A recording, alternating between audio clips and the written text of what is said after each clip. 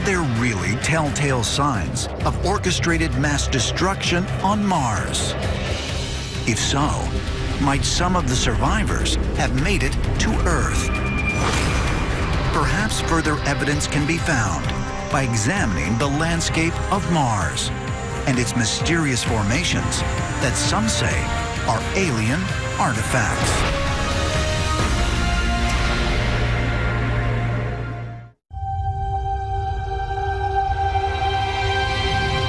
"554 solar days after the Mars Curiosity rover touched down, it beams its latest high-resolution panoramic photographs of the Mars landscape to Earth.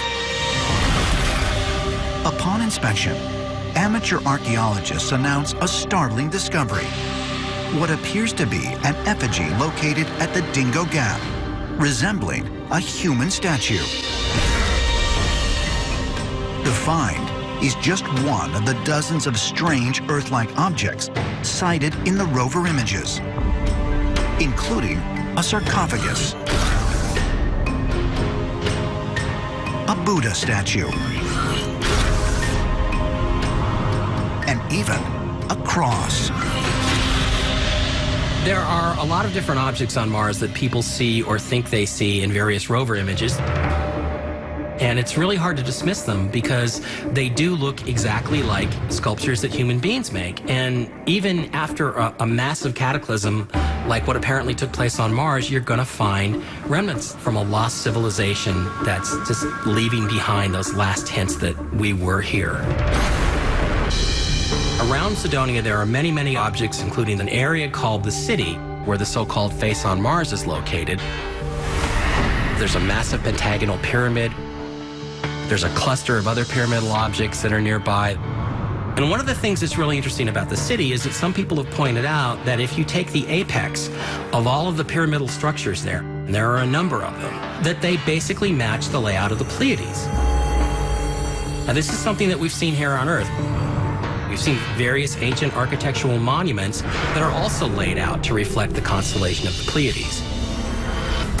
NASA knows so much more about Mars than they are telling us. They put pictures out, they allow things to come out, they do not comment on them in general, but they just allow people with eyes who want to see to look at these things and understand what they are, but they don't say anything about it because they're constrained by the political realities. A Scottish hacker named Gary McKinnon actually hacked into the NASA database and discovered a file which contained a list of what were called non-terrestrial officers, officers in the military that were actually living and working off of the planet Earth. Now, non-terrestrial doesn't necessarily mean Mars, but it does mean out in space. And what that indicates is that there is some kind of top secret space program that exists that the public doesn't know about. I think that's the message of the ruins of Mars, is that this can happen to you, and you should think about, as a species, ways to ensure that the human race is not wiped out, because despite our flaws, we're a very noble, powerful, important part of this universe.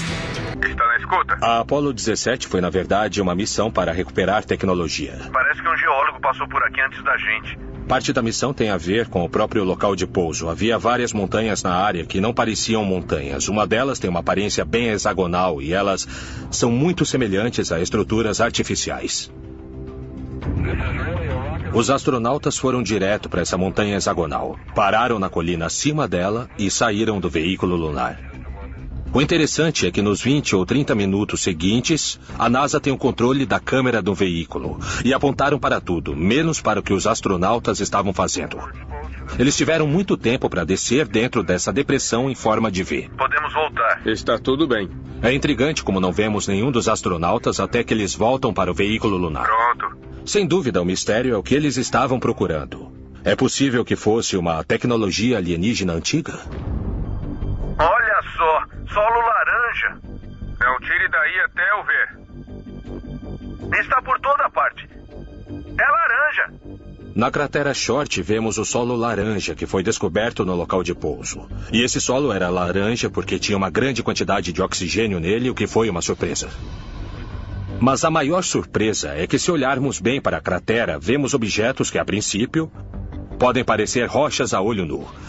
Mas analisando com o olhar de um engenheiro, o que vemos são mecanismos.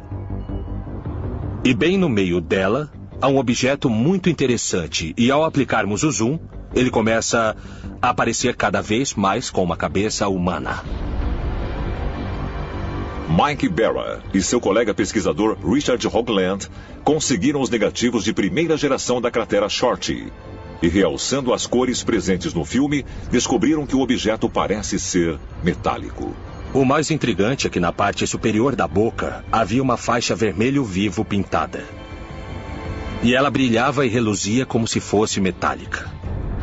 Então nós chegamos à conclusão de que o que estávamos vendo é provavelmente a cabeça de um robô humanoide. Os restos de uma explosão que danificou e destruiu um monte de coisas mecânicas. Nos últimos 60 e poucos anos, nós não desenvolvemos novas tecnologias de propulsão. E isso parece muito improvável. Então a pergunta é: até que ponto a NASA desenvolveu o próximo nível de tecnologia de propulsão e o manteve em segredo? Não há dúvida quando olhamos a superfície de Marte de que existem estruturas artificiais destruídas. Não há dúvida quando olhamos as fotografias da Lua de que existem estruturas artificiais destruídas. E parece muito pouco provável que só nós, os seres humanos, construímos isso. Então a pergunta é: a NASA foi a lugares diferentes como a Lua e Marte e encontrou coisas que todos nós gostaríamos de saber, mas que foram escondidas de nós?